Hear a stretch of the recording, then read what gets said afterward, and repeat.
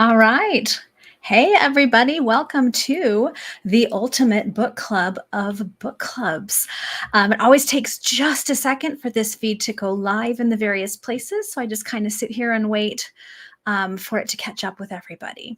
I'm just peeking and it looks like it has shown up on Facebook. So it should also be out on YouTube. So if you are here, give us a hi, give us a hello. Tell me where you are tuning in from, because I have prizes tonight for the person who is checking in from the furthest away and the person who's checking in from the closest to me. I will announce who that is. In fact, all the winners of prizes tonight will be announced tomorrow because with the distance prize, I probably will have to do a little bit of mapping to figure out who wins what. But we have a prize for the person who is the furthest away. They are going to win two fantastic books here. The Thief and the Noble, which comes out next year. So this is a very early copy, which is fantastic. And Brides and Brothers, which actually just released recently, and it's fantastic. And along with that, they will get a Jonquil Brothers tote bag, which is pretty exciting. So that is our person tuning in from the furthest away. Okay, someone is tuned in from Canada, guys. That might be a winner. We'll see. And for the person who who's tuning in from the closest to me right now, they will receive an ARC of this book that's coming out in December by A.L. Sowards. It's called Of Daggers and Deception.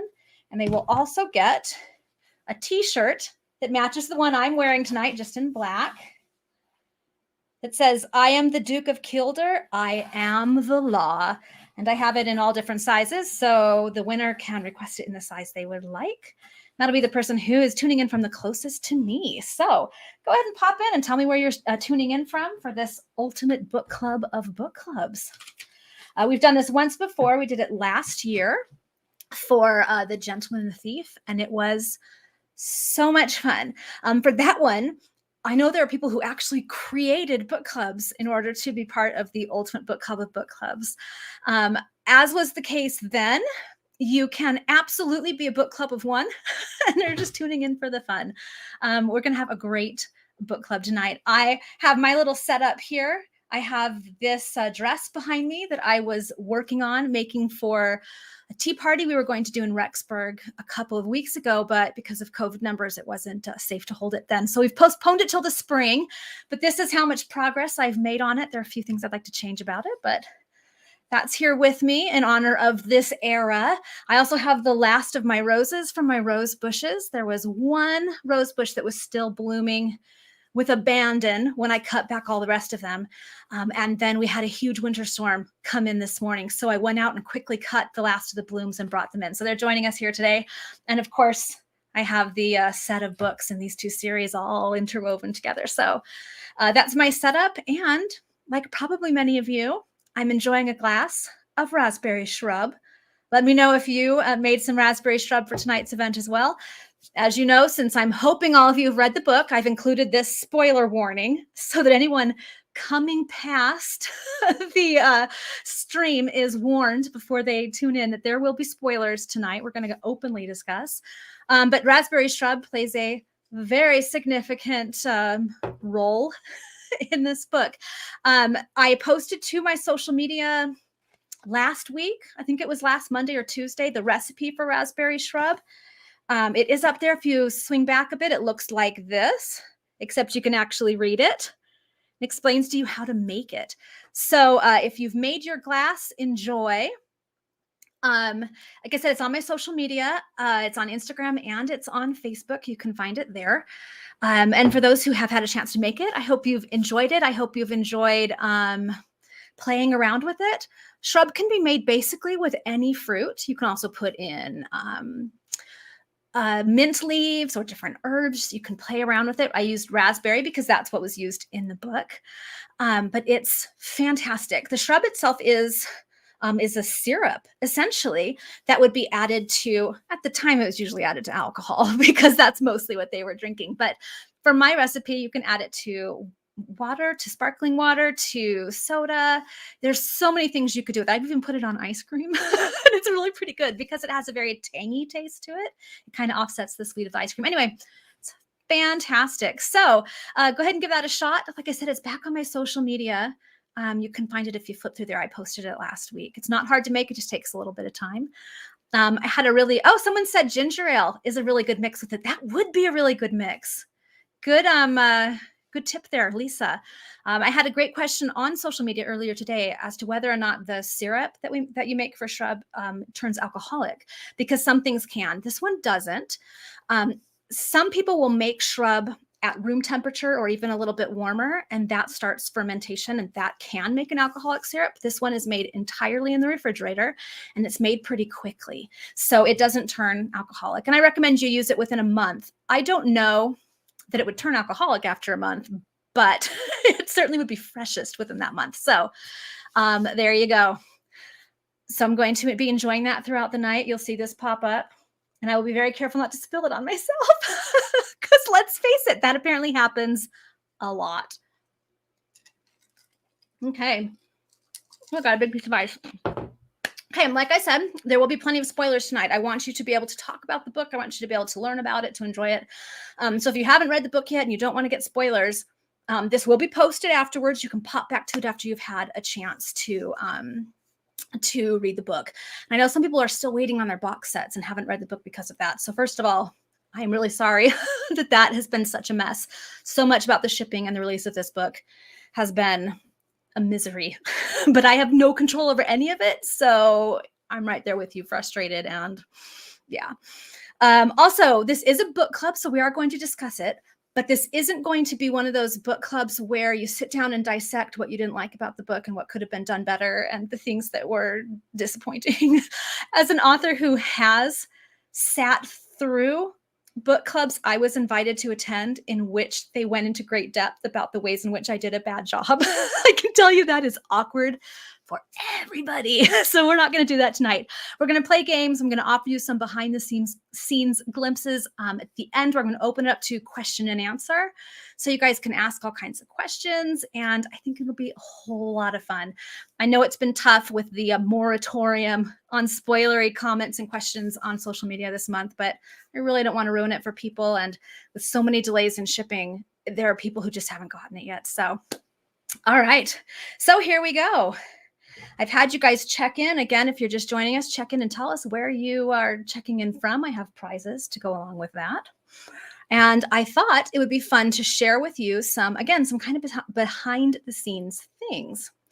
So I have this, these slides we're going to pop through. And the first thing I wanted to go through that I thought might be fun for you is the dedications in each book of this series, and tell you who these people are that these books are all dedicated to. So it's a little behind the scenes you're not probably going to get anywhere else.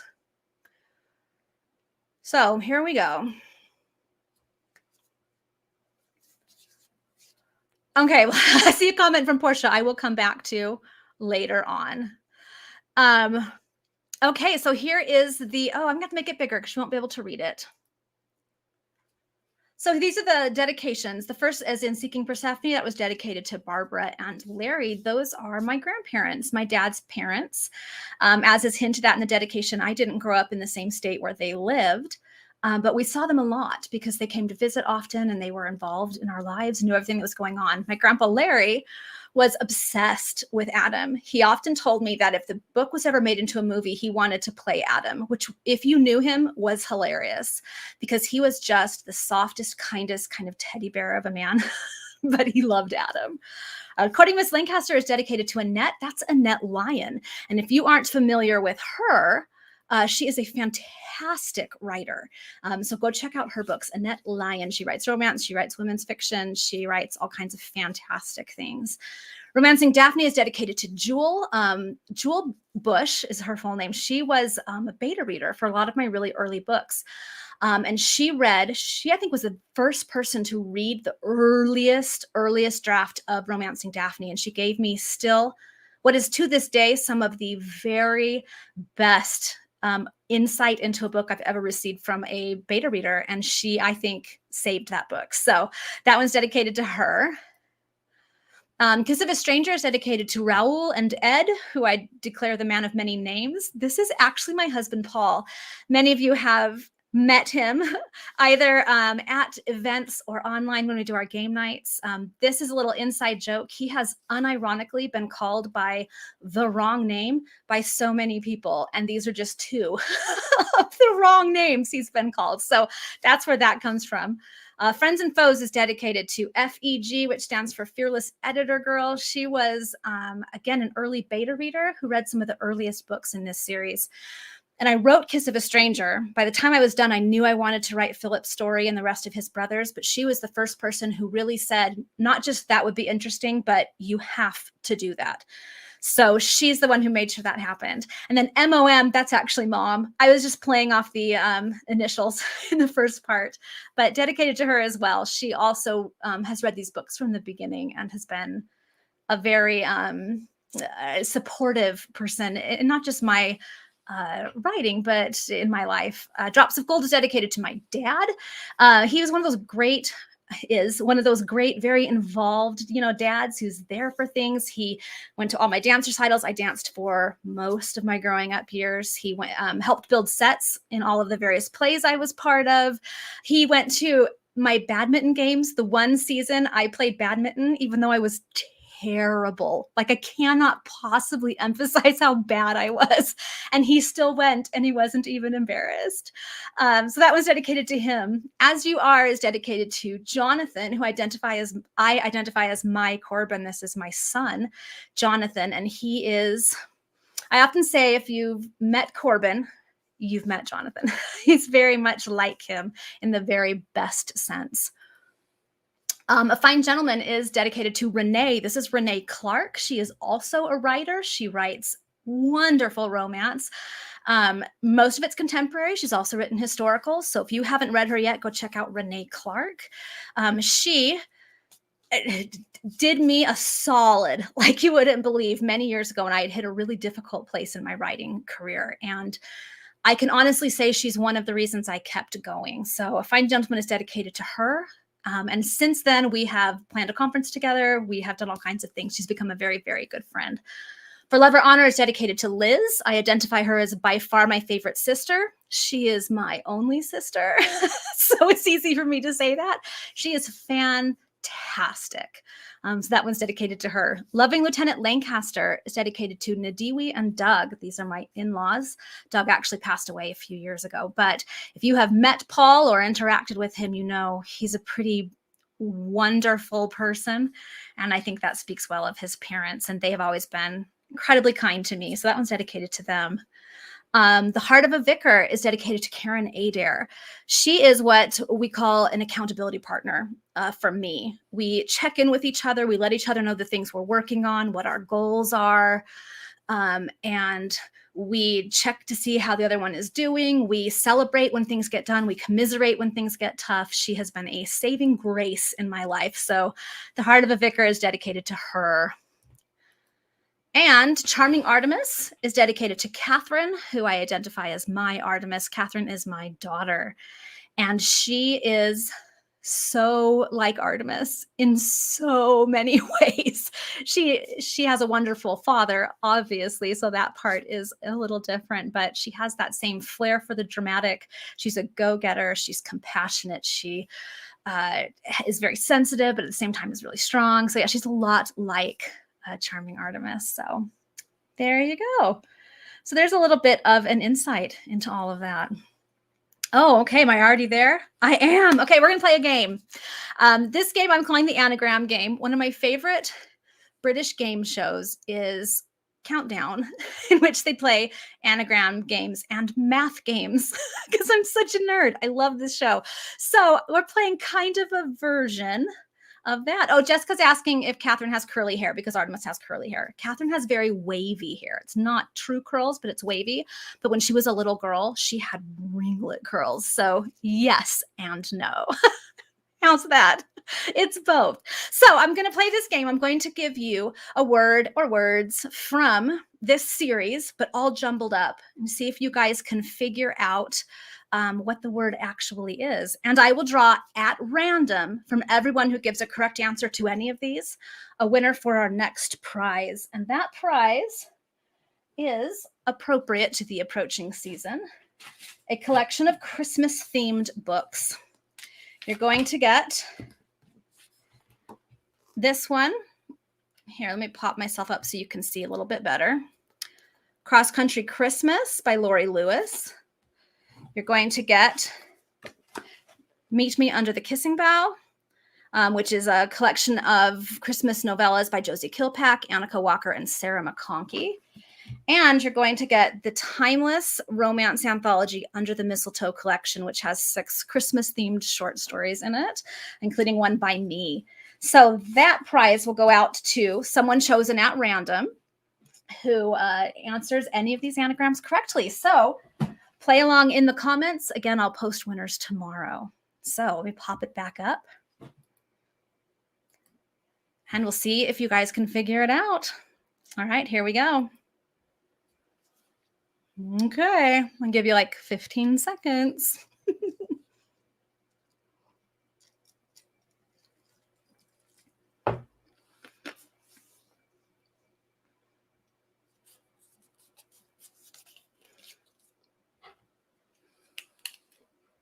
Okay, most everyone is already coming up with it. So I'm going to go ahead and pull you in.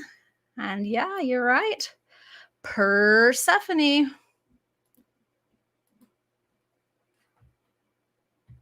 All right, let's find the next one. Okay, see if you can figure out this one.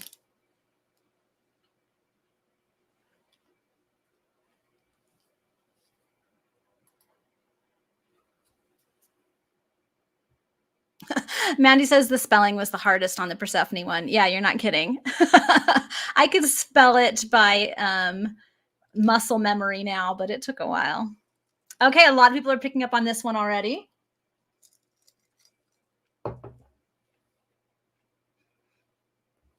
Okay. Well, and you guessed it right. This one was Princess, which, because everyone here, I'm assuming, has read the book or is okay with spoilers. This is what Artemis's papa always called her, was Princess. So that's that one. All right. Okay, let's go for the next one. Okay, and this one is actually 2 words. So that's your extra little clue that you get. So see if you can sort this one out.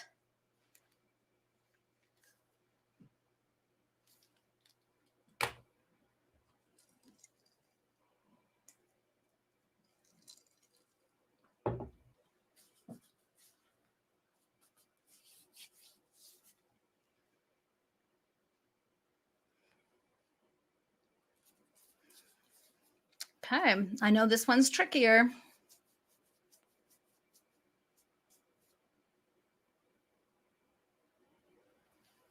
I'll give you a hint. The 2 words are each 5 letters long.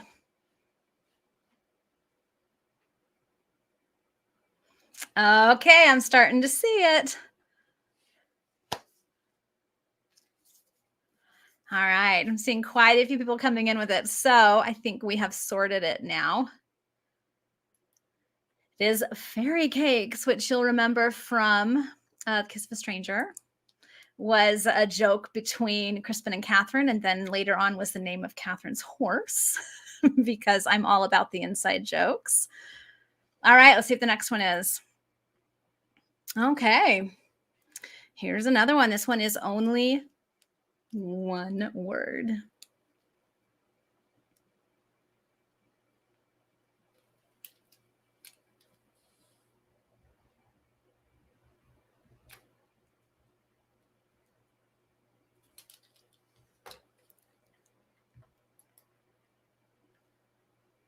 Okay, people are picking up on this one quickly. All right. It was Fallstone, the castle where Adam lives, and the title of the heir of the Duke of Kildare. So there you go. All right, good job, guys. I believe there is one more. There is. Okay, here you go. See if you can sort this one out.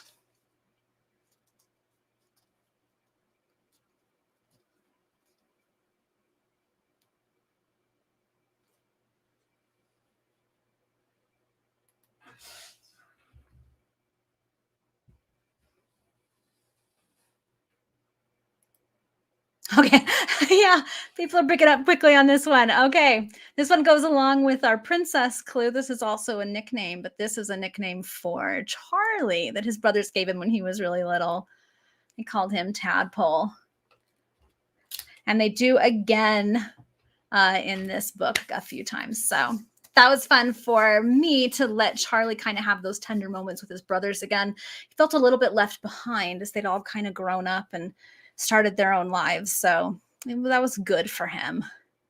All right. So that's our anagram game. Like I said, I will pick a winner from amongst all of the correct answers that we got, and they will win that prize. So let's see. Oh, okay. Well, Lanny says she hasn't read Charming Artemis yet because she's going back and rereading the rest. I will tell you, you will see a lot of spoilers tonight. So if you really don't want them, maybe come back after you've read the book because they're going to be a lot. All right. Okay, here we go. So now I'm going to share with you another sort of behind the scenes. Those of you who have watched my cutting room floor videos, or when I was reading Mysteries of London for almost a year every single day, will recognize that on the wall behind me for a very long time, it is technically still behind me. It's just up really high so you can't see it. I had this on my wall. It's a strip quilt made with fabric, and I thought it might be fun to share with you what this was about. This is like it's a quilt, but it's meant to kind of be art as well. That for me was inspired by this series of books, and each strip of the quilt represents a different book in these intertwined series. So this first one, the one closest to me, it's a little hard to tell at this size, but it's black fabric with pomegranates on it, and pomegranates are associated with the myth of Persephone. So oh, Valerie was waiting for the maths game. Maybe I'll have to play Countdown for one of my game nights, because guys, it is a nerd's dream come true. We may have to play it. Anyway, okay, so right next to the pomegranates, that one was sticking Persephone. Right next to that are they're flowers, but they're flowers on a violet fabric. I wasn't able to find fabric that actually had violets on it, but that's what it's meant to represent. You'll remember from Courting Miss Lancaster that Harry always bought violets from the little flower girl on the corner, and at one point he brings them to Athena. So violets, that's for Courting Miss Lancaster. Next to that, again, it's a little hard to tell at this size, but amongst those branches are little sparrows. And of course, little sparrow is associated with Daphne, so that's romancing Daphne. Next to that are the closest thing I could find in an American fabric store to fairy cakes. They're cupcakes, but that's pretty close. So that one represents Kiss of a Stranger. Next to that is a very elegant and shiny and loud and bright silk jacquard fabric, exactly the sort that Philip would have worn in his most dandified waistcoats. So that one's representative of friends and foes. Next to that is fabric featuring autumn leaves, so drops of gold, and that one represents drops of gold. Next to that are horses, which is of course Corbin, so that's As You Are. Next to that is butterflies, and mariposa is the Spanish word for butterfly, so that one represents a fine gentleman. Next to that is a fabric with a bunch of sheep, and that one's a little bit more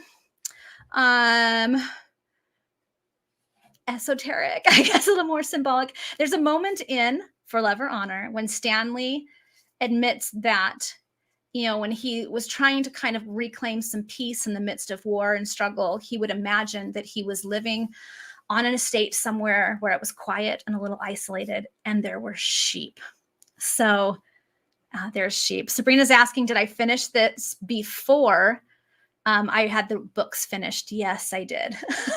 It's been there for a while. Next to the sheep is, of course, anchors on a navy blue background. That is Loving Lieutenant Lancaster, because he was a Navy man. Next to that, in the midst of all those polka dots, are little monkey faces, which is Holy Harry. One of his nickname was Monkey, which the brothers are trying to remember to call him instead of Holy Harry because he likes it better. But so that one is The Heart of a Vicar.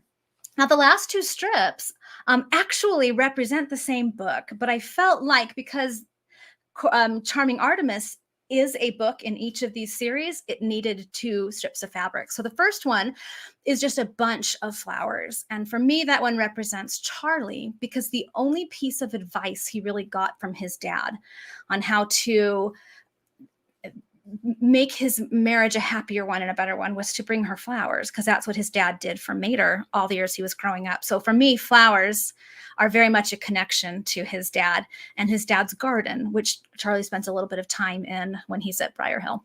And the last strip is sewing paraphernalia. Of course, they didn't have sewing machines in the Regency era, but it represents the idea, because Artemis loves designing and creating gowns and dresses and fashion. So there you go.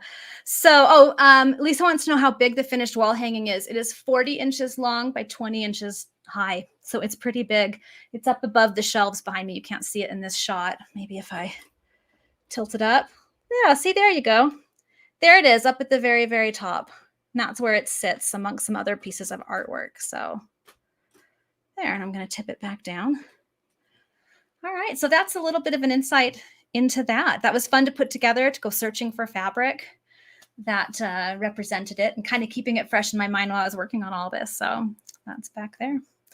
So this is one way that I, in a way, created fan art for my books, even though they're mine, but it still was kind of inspired by and created by. And it's one of the reasons why I decided with this book I was going to do a fan art contest and have people share their artwork, or whatever that might be, whether it is needlework or sewing or crochet or painting or sketching or sculpture or photography or music or whatever it might be. And guys, I have loved watching your entries come in.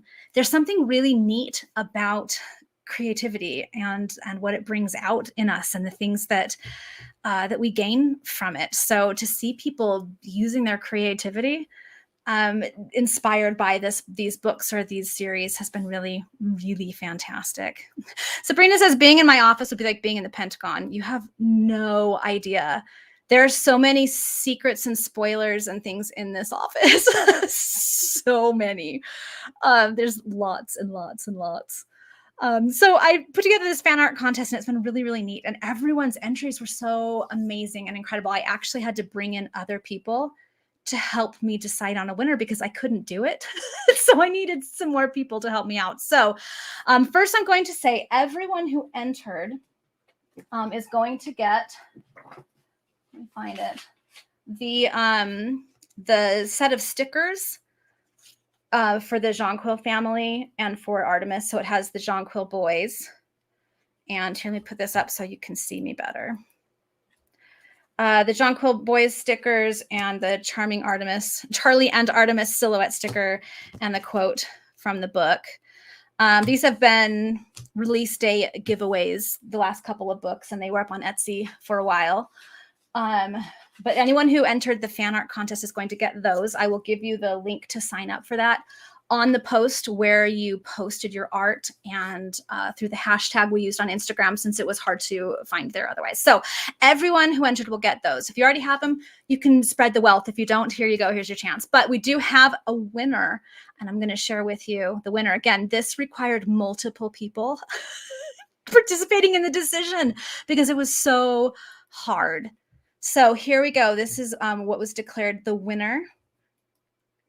These amazing crocheted dolls of Philip and Sorrel, made by Laurel K. Rodriguez. I love that Sorrel has her walking stick, which is fantastic. She's wearing red, which we all know Philip really likes her in red. We captured Philip's golden curls and his foppish top hat. I just thought it was absolutely amazing. Everything submitted really was. This is what ended up coming out on top. And the prize for this one, and I've mentioned it before, but just to reiterate, I was able to arrange with the publisher to have a print made of the artwork in the front of Charming Artemis. So this is in the box set edition. And again, I got to pop this up so you guys can see. It's this artwork that was done by Sarah Newell, who is an incredible artist. There is original artwork in the front of every single book in the box sets.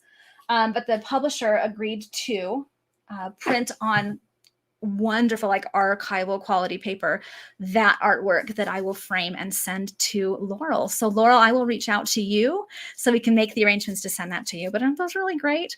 If you haven't had a chance, go back through my posts on Facebook and see if you can find the one for the fan art contest, because people posted their entries there. There's some amazing things. Or over on Instagram, look for the hashtag Charming Artemis fan art. There's some really, really neat stuff. So all right, there you go. So that is that prize.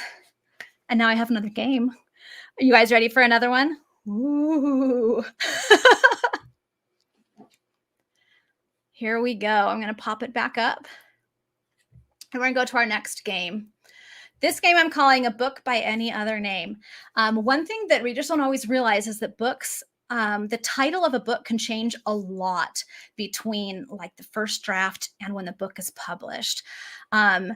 Writers themselves will sometimes change the title of their manuscript, their working title. We turn in books with a particular title, sometimes with other title suggestions. The publisher will come back with their suggestions. There's a whole bunch that goes into it.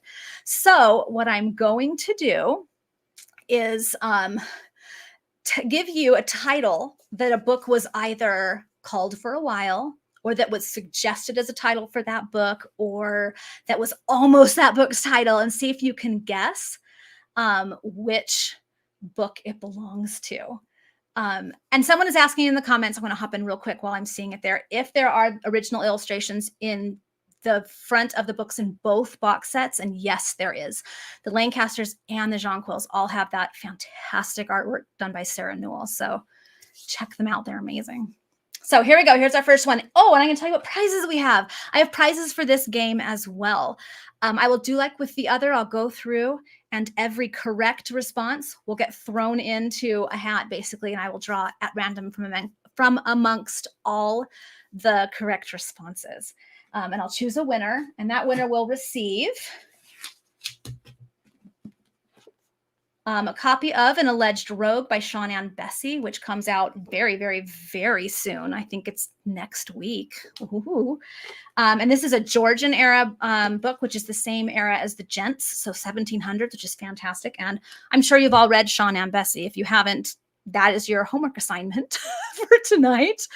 And then also this arc of a book that comes out next June. Guys, this is like 9 months early. Dreams of Gold by Tracy Hunter Abramson. And if you haven't read her yet, that's your other homework assignment. So from amongst all correct answers, we will draw a winner to get those 2 books, which is exciting, right? So let's go ahead and play. Okay, The Accidental Wife. And I will tell you, maybe someday I will cover this in a cutting room floor, but this was almost the title of one of the books in these 2 series, to the point that it was still the book's title when we were doing final check for typo edits on the book. I'll explain why in a cutting room floor at some point. Okay, most everyone is guessing this one. That was almost the title of The Kiss of a Stranger. And it would have been a great title. But someday I'll explain to you why it didn't end up being the title, but it came very, very close. My PDF of this book that I have that I can use for reference and stuff still has The Accidental Wife as its title. Throws me off every time. Okay, let's see what the next one is. Okay. This is what the title I used on the manuscript of this book. So the whole time I was writing it, and it's the title I turned it in under. But I knew it wasn't necessarily going to be the one they chose, which was okay. I needed to pick a title that worked for me. So your challenge on this round is to figure out which book this was the working title of when I was writing it.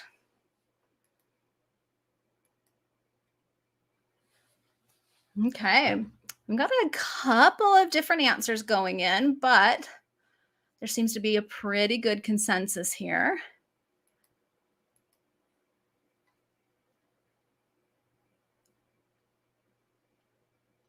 Okay, so I'm going to let you know which one it is. It was For Love or Honor. You'll remember, maybe, that they talk in that book about what in military terms was called the forlorn hope. And it was the first wave of soldiers to rush an enemy stronghold. And they called it that because they had to rush the stronghold if they had any hope of victory, of defeating the enemy in the place where they were strongest. But that first wave of soldiers had such a tiny chance of survival that a forlorn hope, like it kind of fit it, right? And it fit kind of what Stanley was going through, but it was kind of too heavy of a title for a romance. So we went with For Love or Honor, which is a great title for this book as well. So there you go. All right, here's our next one, Through All Hopes. And I will give you a clue on this. This book is not in the Jonquil or Lancaster series, like proper, the ones that you would find in the box sets. So see if you can figure out which one this is, Through All Hopes. And this was my title for it when I was writing it and when I completed it, but not the title it was published under.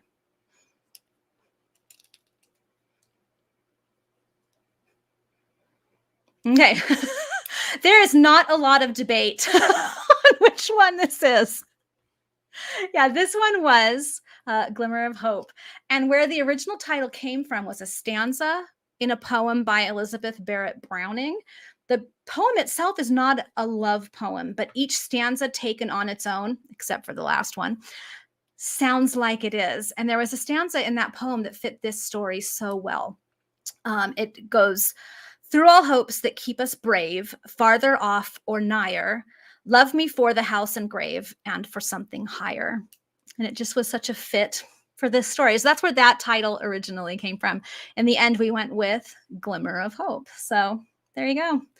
Okay, and I think now we're coming up on the last one. And if I'm correct, which I think I am, I will have to tell you that this, when we turn in a manuscript, we often turn it in with several suggestions for titles. So the publisher has a few things to work with, but also kind of knows which direction we're leaning. And I was turning in this book and struggling to come up with title suggestions. And so I made the mistake / brilliant decision to ask my siblings, because we were all together, for ideas for a title to submit, title suggestions. And this next one my brother came up with. And it is by far my favorite title suggestion of all time. And it is for a Regency era romance. So here you go. He suggested All Hail the Burrito Queen.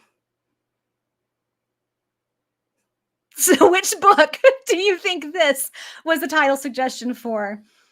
I'll give you a hint. It makes no sense, but that's why it's so funny.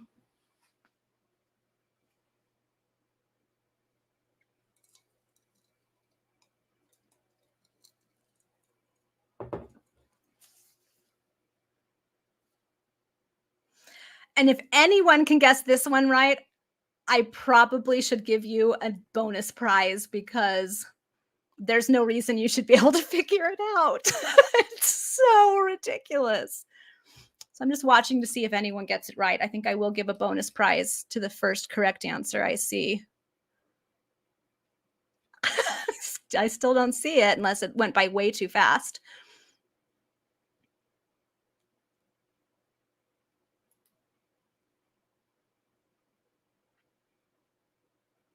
I still don't see it. Oh, man. Like I said, it's not supposed to make sense. So you really, literally are just making a shot in the dark here.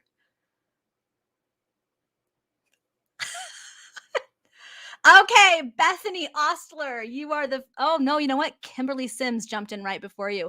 Kimberly Sims was the first correct answer I saw. It was Courting Miss Lancaster. Don't ask me why. This is the way my siblings are when we get together. Nothing about us makes any sense whatsoever. But that was one of the suggestions, and it is still my favorite one of all time. So there you go. That is our game of guessing the title. So I will have a bonus prize for Kimberly. I don't know what it'll be yet, but I'll think of something. And I will pick at random from amongst all the correct answers in this game, someone to win the two books, the one by Tracy and the one by Sean, to win for that one. So yeah, weird, right? All Hail the Burrito Queen. That could have been the title of Courting Miss Lancaster. Such a missed opportunity. So now what I want to do is do a quick book club roll call. I want you to tell me, if you, those of you in the comments, if you are checking in with your book club, even if you are a book club of one, let me know the name of your book club. And I will choose from amongst all book clubs who identify themselves in the comments at random, a book club to win a prize. And that prize will be that I will join your book club for a future book club. If you are near enough to where I am and COVID has calmed down, everyone, let us hope that it has. I can even join you in person. If not, I absolutely join book clubs virtually, and we'll do it that way. This was a prize last time we did the Ultimate Book Club of Book Clubs, and that book club chose to do their book club with me. We did the best laid plans, and it was so much fun. So pop it in. Like I said, even if it's just you and you don't have a book club, that's fine. I could even just do that, and you can get together with other people who like reading books. I don't know. We'll figure it out. But if you're near enough, I will join you myself. So go ahead and pop that in. I will also draw that winner later on, probably even tomorrow morning. So don't worry about getting it in right away or being the first one. Just pop it in there and I'll choose from there. So fantastic. I love that this has become kind of a thing. I kind of want to do this for one book every year, to just do a book club of book clubs, because it's fun to get together and just enjoy. So that is our book club check-in. Like I said, keep putting it in and I will check those later. But that gets us to the end of what I had planned, which means it's time for question and answer. So I'm going to start with the question that I got at the very, very, very beginning. And I'll go ahead and answer it here while you guys are popping questions into the comments. And if I see them, then I'll grab them and I'll answer them. So the question was, the name of the person asking it is escaping me now, because so much has happened since the beginning of this broadcast, but basically wanted to know if there was a point where Charlie and Artemis like just say straight out that they love each other. And one, I don't have the whole book memorized, so I can't say 100% for certain, but as I did my character work for these two characters, it became apparent to me that for both of them, their love languages are demonstrative love languages, meaning it's not about the words, it's about showing. It's about actions. And so I knew that for the two of them, the most crucial moments of hearing and seeing and believing that the other person loves them would come through actions, would come through the things that they do and the things that they do for each other. And so there may not be a moment where they just sit down and say, these are my exact feelings and how they are playing out in my heart right now, and these are mine.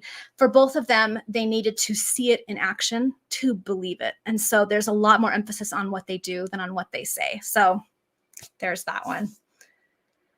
Okay, I saw one flying past. Audrey, I think it's Audrey Whitney, has asked, is Charming Artemis the last time we'll see any developments or hear from these families? Absolutely not. I'm actually currently almost done, as in I probably will finish tomorrow, the first book in the Huntresses series.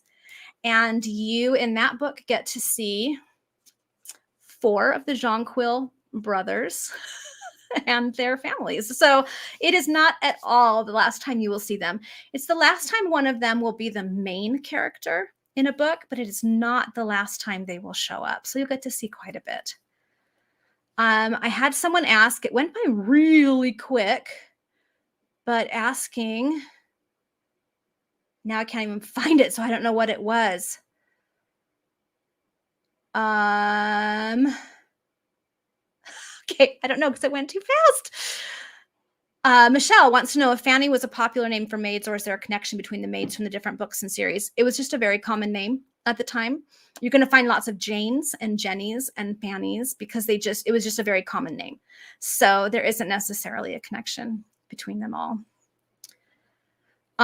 People are wondering what happens to Finley in the long term. You will get an update on that.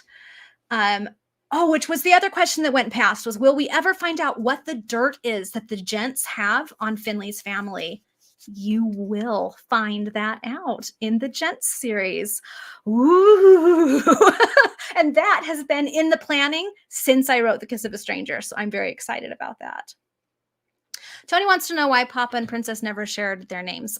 Lucas wasn't going to ask because he was a stranger and an unknown man spending time with a little girl he wasn't related to in a place he wasn't from, away from her family. He didn't want to push any bounds there. So he didn't press for that. And she was too little to think to ask. I mean, at that age, you call your parents, father and mother, and she had a name for him already, which was Papa. So it didn't occur to her to ask when she still could have. By the time she was old enough to realize that was a crucial piece of information, she didn't see him again. And he didn't ask because he didn't want to start any rumors, and he didn't want to cause her any problems, because he didn't know at that point if she was well-to-do, if she was poor, what kind of family life she had, other than she clearly had difficulties with her father. So it was all about protecting her. Again, had he lived longer, they would have sorted that out, but he didn't. So, Leslie wants to know, if I had to kill off a character, who would it be? I will tell you, this is a different series, but those of you who have read Hope Springs, the Hope Springs series, will know in the second book that there's a fire, and someone doesn't survive that fire. But when I originally had plotted out the book, 2 people were supposed to die in that fire. And in the end, I just couldn't do it. And it became clear to me in the next couple of books why. Like, my brain was already thinking ahead, but it's not like if I had to kill this character, I would go back and do it. But that's a character I almost killed and didn't. So slightly different question, but that's the answer. Sabrina, how did you come up with the hairbrushing scene? I already knew that Charlie was the kind of uncle who would want to go and play and just have adventures, because he has so much of his dad in him. Just have adventures with his little niece. She was for a long time the only grandchild, and he was so much younger than his brothers that he kind of felt left out. So there was a bond that was created there. And I knew that as soon as he realized that her hair getting crazy and everything would interfere with their ability to have all the adventures they wanted, I knew he would go to Marion and say, teach me what to do with this. So I always knew that he knew how to do that. And so to me, I just knew there needed to be a moment where some weird little skill of his or ability of his was important to someone, since he had felt so unimportant for so long in his family. I knew that needed to happen. And I knew she needed to have someone who saw her as more than just the diamond of society and the sister-in-law of the dangerous duke, but saw her as a person with needs and with frailties and with vulnerabilities. So I knew in that moment those 2 things could cross, and we'd have just a quiet, tender moment between them where there wasn't all the worries that are usually associated with all of it. Okay, let's see. Monies are going so fast. Melissa says, Adam just about broke me in Charming Artemis. And I have known that's been coming since Seeking Persephone. But I also knew he was so good at hiding it that while we might see glimpses of tenderness there, the influence of Mater and Lucas in his life would be almost subtle. I knew he would take on the same role that Lucas really took on for him. And that's how we would see that influence growing as we moved forward. So, yeah. Oh, Mandy says she loved how much Charlie was like his dad. One thing that was both kind of touching and heartbreaking and neat all at the same time is he's so much like his dad, but he doesn't remember his dad. So he doesn't know that. And so there had to be moments when the brothers and the gents both told him, we can tell you about him, but you can know him through us. And then to have Lucas himself in a very tangible way reach out and say, I know you don't know me, but I want to make sure you do, and gave him that book. So can I tell you, I wept like you wouldn't believe every time I read the scene where they opened the last portion of his will. Even now, if I go back and read snippets of it, I fall to pieces. So someone asked, it flew by too fast, so I didn't see it. Someone asked where the nickname Mater came from. I have talked about this like on my social media, I think in a cutting room floor, but it was probably years ago. Mater, although it's the wrong pronunciation of it, is the Latin word for mother. And you often hear it pronounced when it's used in Britain, pronounced as Mater. When Philip and Leighton for taking their Latin lessons, because the sons of the gentry, part of their education was learning Latin from a young age. When they first learned that that was the word for mother, they decided they were going to call her that because they assumed it would annoy her, but she loved it and insisted that everyone call her that, and it just stuck. So that's where that one came from. Gracie wants to know what led me to decide to have Lucas pass away. Some of that I can't tell you because it will come up later, but part of it was because it creates the dynamics in this family. You have everything, not everything, but so much about who these brothers are and what they're motivated and pushed to do in their lives comes as a result of both their father's influence and losing him at the age they were when they lost him. So it's such a part of the dynamic of this family that that I knew had to happen that way. But I also knew that in Charming Artemis, we realize how present he actually was through their lives. And so in a way, he's still there. He's just there in a different way than he would have been otherwise. So Caitlin wants to know if we're ever going to have a story about the Duke and Duchess of Hartley. I want that to happen. It's on my list, but how do I put this vaguely enough? I can't really write that one until after some things that happen in the Gents series. So it's coming, but it has to wait until it makes sense to release it. Matisse wants to know how young I was when I first wanted to write books. I was 24. I was dared to write a book. I tell the story of this in the bonus material in the Jonquil box set, but I was dared to do it.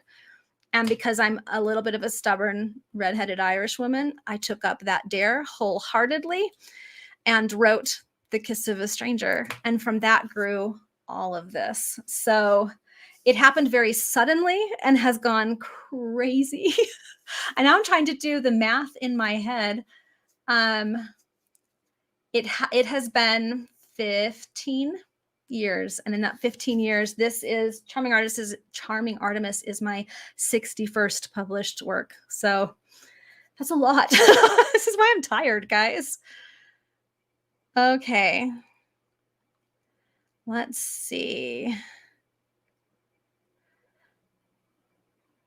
Where are we? How does Philip know who the Gents are? Because Philip was quite a bit older by the time his dad died. He was 19. So he would have interacted with them quite a bit. They really only became a little more scarce after Lucas's passing. They weren't gone entirely, but they just weren't as present as they would have been before. So Philip knew them from previous experience. It's also mentioned in a conversation between Charlie and Leighton, or Digby Leighton, Mr. Leighton, the king, that the Gents helped Philip and Leighton and Crispin when they first took over their estates to kind of know how to run them and to give them advice and help them with that. So they've been more present in the lives of the older sons than they have been in the younger sons. And that comes out as well in that conversation between Charlie and Mr. Leighton. Lindsay wants to know, what were you doing before age 24? I went to college. I got a degree in statistical data analysis, social science research, which is the nerdiest degree you can possibly get. And I got married and had a couple of children, and then I started writing books, and I haven't slept since. So I also worked for a while as a costumer for community theaters. So I did some of that. I was also a professional accompanist for choirs and performers and that sort of thing. So I had stuff I was doing, just not writing books. Portia wants to know, do you write on a laptop or typewriter or handwritten, when I draft? I write on a computer. Most of what I write is dictated now because I have a degenerative disease that has made it really hard to use my hands. Like, I used to do most of my sewing by hand because it was more authentic. That's not even possible anymore. So I sew by machine, and I'm perfectly okay with that now. So for the most part, it's dictated. I sometimes will write things out longhand if I'm having a really good day in terms of my pain and agility levels. But for the most part, it's all dictated. Okay. Melissa says that she loves that the gents were still visiting with Mater on the sly. So they were honoring Lucas's wishes, but also keeping an eye out for Julia. Yeah, they were. Like they understood why Lucas made the request he did. At this time, women had so few rights, even as mothers of their own children, that the moment they inserted themselves into things, the law would have deferred to them. And they didn't want that to happen. They also didn't want the boys to lean more on the gents than they did on their mother. That was important for Lucas. It was vital for Julia. So they were still there. They just stepped back and let her be the head of her family like she needed to be. And in the end, she was, and that's been great. But they've been there kind of in the background and now should be able to be a lot more involved in their lives. Now that the boys are grown and her influence as a mother has shifted into the mother of grown children, which I'm discovering changes quite a bit because my kids are now, my youngest is an adult. So it really does change. You're still their parent. You still worry about them. You still want the best for them, but it does shift the way you influence their lives. Christine Bay wants to know which gent was their official guardian because they have to have a legal male guardian until they are of age legally, and that's 21. So from the time Lucas died, Philip was 19 until he turned 21. In the eyes of the law, their guardian was Digby Layton, the same man, the one who was appointed to be executor of the estate and to read the will. And so he had to sign off on any spending that Mater did, on anything to do with the estate. He was technically the guardian of the boys, but he was very good about letting Mater just do what needed to be done. Once Lucas was 21 and legally acknowledged as being of age, then he became the guardian of his brothers. But Lucas had taught him well, and Digby had also taught him well that it wasn't his job to be his brother's parent. That was Mater's job. So he honored that, which I think speaks very well for him. Let's see. Okay, Jessica says, I'm curious about the wheeled chair the brothers came up with for Sorrel. Was the design described something that would have been found, and when was that invented?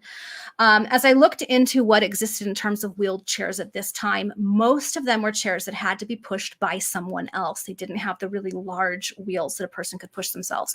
There were some, but they tended to be very cumbersome and difficult to get around. So it was better than nothing, but you can see why Sorrel was so reluctant, because while it would have given her a little extra freedom, it was still so cumbersome that it would still feel very limiting. And if she were to use a chair that was a little more streamlined, those were generally the kind that had to be pushed by someone else. And she just would have been miserable. So I started looking at what we saw within a few years of this time in terms of innovations in wheelchairs and wheeled chairs, and based it basically on that, where they would have large wheels, but then other smaller ones to keep it from tipping, or pegs to keep it from falling the other direction. So I went through all of that to try and figure out which direction things were going at this time in terms of mobility devices, and pushed a teeny bit ahead of that in what the brothers made for her, but not so far that it was outside the realm of possibility that this group of very determined and very intelligent people could have come up with. So that's where that came from. Let's see, what else do we have? Oh, Mandy says, I cannot wait to learn more about Digby and why he was the closest with Lucas. You're going to learn some things in the next little while, guys. Okay. Leslie wants to know, did Adam know the other gents? There is a line that is, I think, a clue to this. It's when Adam and Charlie and Harry and James and Digby are all together, and they bring in Artemis and Rose, and basically like, we've been talking about this shoot for the moon idea you guys have of opening up a dressmaker's shop, and here's how we think you could pull it off. In that moment, Philip arrives ahead of someone, and he says, I guess that makes me king for the day. And Adam's response is, Mr. Layton is always the king. So there's a little bit of a clue right there. How's that for a little let's see. Someone else had asked how old Wilson is. I'm not going to tell you exactly because that's a little bit of a spoiler. But There you go. Jennifer wants to know, we're going to be able to read Adam's letter. So the letter that Lucas wrote to Adam. You're not actually going to be able to read any of the letters that Lucas wrote to anyone other than Artemis. And I'm trying to remember, I think Charlie, the letter to Charlie is there as well, and little snippets of the book. I debated that, whether or not to do it. And in the end felt like, and it's so weird because they aren't real characters, but I felt like so much of their hardest, most difficult, most heart-wrenching moments connected to their father were laid bare on the page in these books. And again, they're not real, so it seems so stupid, but I wanted them to have a moment with their dad that was private and personal, that they got to just keep to themselves instead of having to share with the world. So I know it probably doesn't make any sense. It makes me sound like I'm kind of losing it, but that's why I didn't end up sharing those there, because I felt like that needed to be something that was kept private for them. I know what they are, but I don't think they'll ever be shared. Is that dumb? And it's making me emotional, which is even dumber. But I get so connected to these boys, but I wanted them to have private moments. The same reason you will never read the letter he wrote to Julia, because that one's also personal and private between them. Allison wants to know, any chance we'll get stories about the Jonquil and Lancaster kiddos in the future? I hope so. Not only because I love this next generation of kids, but I also know who they end up with and what their lives are going to look like. And because by the time they're old enough to have their romances, we're in a different era. But we aren't all the way into the Victorian. We're in this transitional era called the Romantic era, which is the era of like Jane Eyre kind of hits that era. It's that in between where we're coming out of the Regency and starting to inch into the Victorian. And it would be neat to write in a different time period. Okay, let's see what else. Melissa's like, wait, these people aren't real. They feel like they are, huh? Every once in a while I have moments where I think, like it hits me that I'll never actually meet these people. They feel so real that I feel like I should be able to, but I'm not going to, and that makes me sad. Michelle wants to know, how many kids do each of the brothers and Lancaster siblings end up having? I don't know that I'm going to tell you that either. I'm the worst. I read your questions and then I don't answer them. I'm the worst. Someone wants to know, are we going to hear more about Lord Devereux? That is the plan. I am absolutely planning on giving you more there. Let's see. What else do we have in here? Oh, someone had asked, and I missed it because I went too fast, but are we ever going to find out? Remember in Heart of a Vicar, when Harry is finding out from Persephone, like what one word she would use to describe each of the brothers. Well, not one word, but he's the this brother and he's the this brother. And Harold asks her what her word would be for Philip, and she gets a little too choked up and can't say it. So the question was, will we ever find that out? And the answer is no. And for the same reason, because I feel like this is one of the questions I asked Sorrel. I have conversations with my characters going into the Heart of a Vicar because I needed to know where she was, where her headspace was as we went into that book, because that book was going to put her through the ringer. And that was one of the questions I asked her was, how would you describe him in his, group of brothers and as a person and all that? And so she told me, but it felt like such a personal thing that, I don't know, it almost feels like betraying a confidence to share that. Isn't that weird? But that's how it feels. So, and I don't want Sorrel to be mad at me. I'm a little scared of her. So yeah, no, I'm not telling. It's not the worst. Okay. Emily's asking, how far in advance are you writing for publication? I have my publication schedule planned out through 2027 at this point, which is a little bit unusual. Let's see. Oh, someone says Philip and Sorrel are probably their favorite couple. Aren't they kind of the greatest? I love them. Oh, Emily wants to know, will Poppy get a story? The answer I always give is the eyebrow wiggle, which I let you interpret as you will. So there you go. Okay. Emily, is there a publishing schedule for 2022? There is. I have announced all of those. I am currently at liberty to announce, but know that there is more that hasn't yet been announced, but there is more coming. So next year is going to be busy. And 2023 probably will be too. So yikes. Oh, Sabrina's asking, could we see more of the pictures of like character inspiration? I did that for Charming Artemis during the virtual launch. I've shown some images for the gents. That would be a great one for a future cutting room floor. So maybe I'll pull that up once in a while and say, hey, this was my inspiration picture for this person, because those are kind of fun, I think. Mandy is hoping Poppy will be in the first Huntress's book.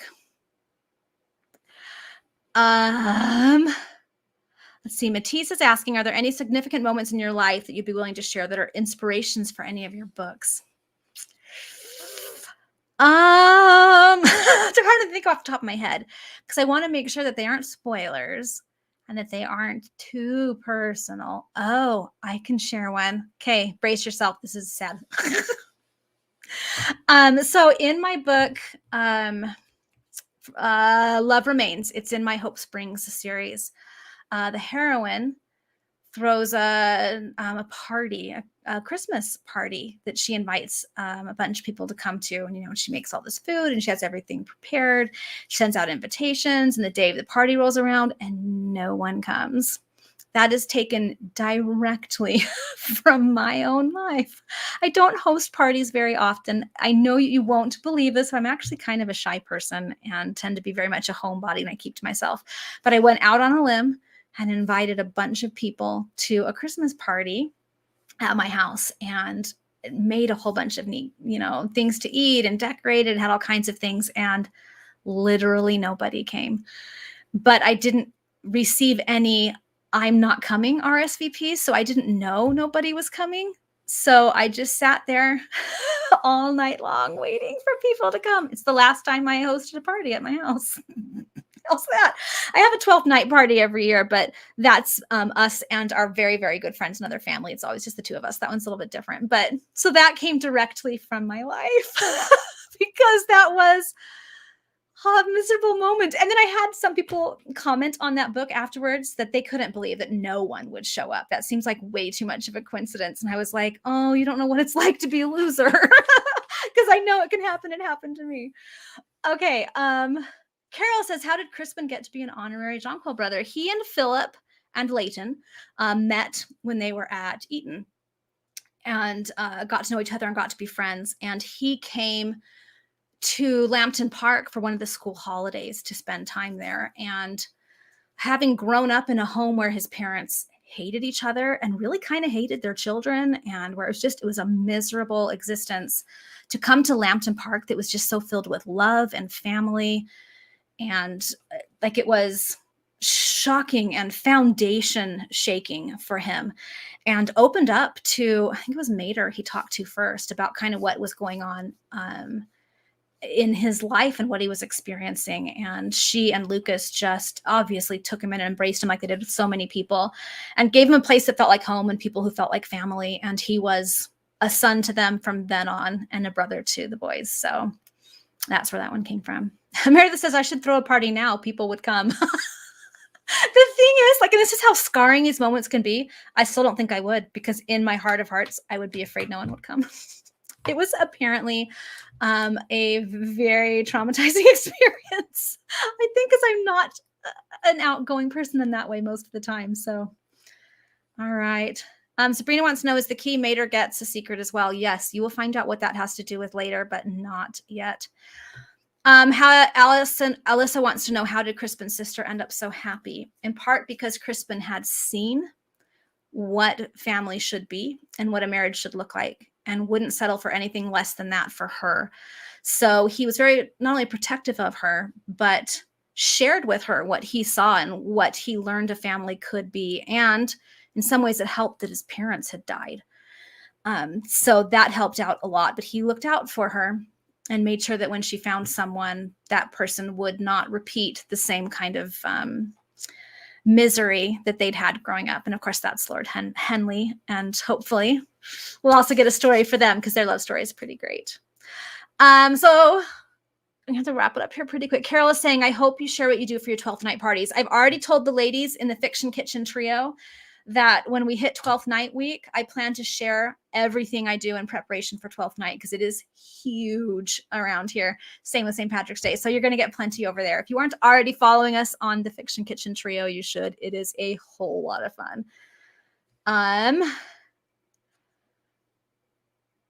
Oh, Rebecca wants to know, will we find out more about Adams and Philip's backstory that Philip apparently doesn't remember? Yep. I've had people who've done the math with the Gents series and realized that even if their stories happen back to back to back to back, we still hit the years in which the oldest of the Jonquil boys are born. So you're going to get to see a lot of the history of this family. So Kara wants to know if we're going to get to see Lizzie's story. I hope so. Let's see. So many here. I don't want to go too much later. I'd hope to keep it at about an hour. We're a little bit over, but I figure you guys don't mind. Let's see. So we're getting some love for the Fiction Kitchen Trio. If you're not following it there, it's Tracy, Hunter Abramson, Sean Ann Bessie, and I. We discovered just through chatting and gabbing and interacting online that all three of us really like to cook. And so when we had heard that the Great British Baking Show had its newest season posting to Netflix, we were like, we should bake along. That'd be really fun. It's a nice outlet. It's a nice stress reliever. And then we were like, we should do it publicly so we can humiliate ourselves.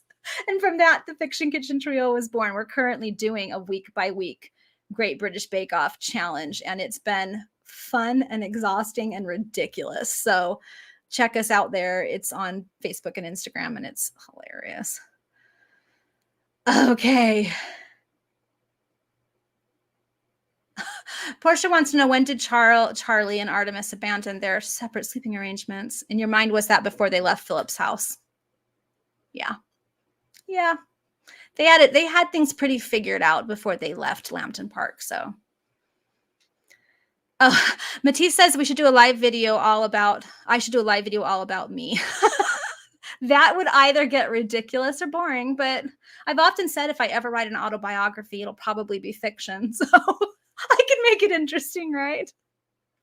So people are enjoying our baking contest. That's good. Alyssa says, what would Lucas's cause of death officially be? If he had lived today, and so we understood things, his cause of death would be a heart attack brought on by heart failure.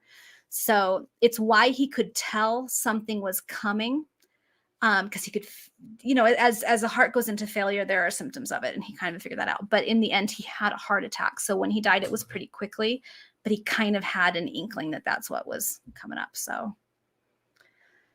All right.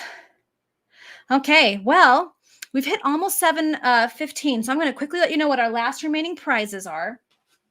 And these prizes will be given to people chosen at random from amongst everyone who has commented tonight.